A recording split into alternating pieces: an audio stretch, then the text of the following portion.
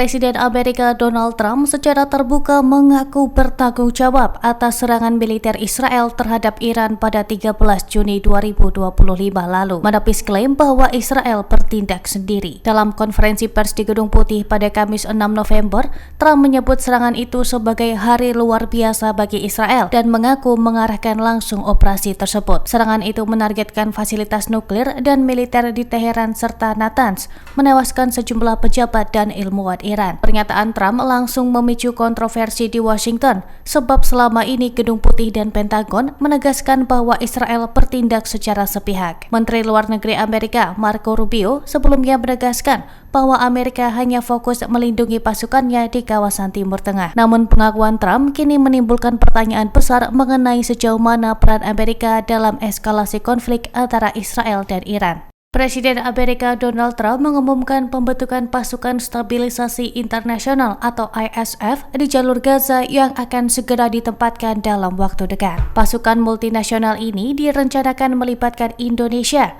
Mesir, Qatar, Turki, dan Uni Emirat Arab untuk membantu menjaga stabilitas dan melindungi warga sipil. Trump menyebut ISF akan melatih serta mendukung kepolisian Palestina yang telah diperiksa, bekerja sama dengan Mesir dan Yordania. Namun Trump juga memperingatkan perdamaian di Gaza akan berjalan dengan baik, tetapi jika Hamas melanggar kesepakatan, maka akan ada konsekuensi. Dewan Keamanan PBB juga mulai membahas rancangan resolusi yang diajukan Amerika untuk mendukung pembentukan ISF. ISF akan bertugas pada perlindungan warga sipil Gaza dan operasi bantuan kemanusiaan. YouTube dilaporkan menghapus lebih dari 700 video yang menampilkan dugaan pelanggaran hak asasi manusia oleh Israel di Gaza dan tepi barat, serta menutup 3 akun organisasi HAM Palestina. Menurut laporan The Intercept pada Selasa 4 November, 3 lembaga yang terdampak adalah Al-Haq, Pusat HAM Al-Mezan, dan Pusat HAM Palestina atau PCHR. Konten yang dihapus mencakup rekaman serangan Israel, kesaksian korban, serta dokumentasi pembunuhan jurnalis Shirin Abu Akleh. Langkah tersebut terjadi tak lama setelah Amerika Serikat menjatuhkan sanksi terhadap 3 lembaga itu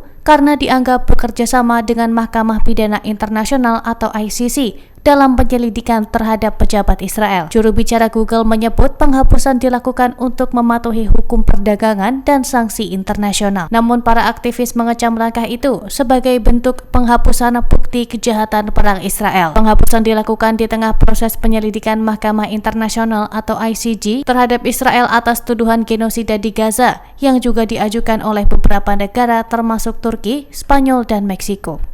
Militer Israel melancarkan serangan udara besar-besaran di Lebanon Selatan pada Kamis 6 November, menargetkan basis Hizbullah di wilayah tersebut. Serangan ini bertujuan menggagalkan upaya Hizbullah membangun kembali kekuatan militernya. Sebelum operasi dimulai, Israel mengeluarkan 3 perintah evakuasi melalui media sosial X, mencakup wilayah Aita Al-Jabal, Al-Taibeh, dan Tair Deba. Meski gencatan senjata telah disepakati sejak tahun lalu, Israel tetap melakukan serangan dengan alasan mempertahankan keamanan nasional. Kementerian Kesehatan Lebanon melaporkan 1 korban tewas dan 1 orang luka-luka akibat serangan tersebut. Kekhawatiran meningkat bahwa Israel akan memperluas kampanye militernya jika pemerintah Lebanon gagal menekan Hizbullah untuk melucuti senjatanya.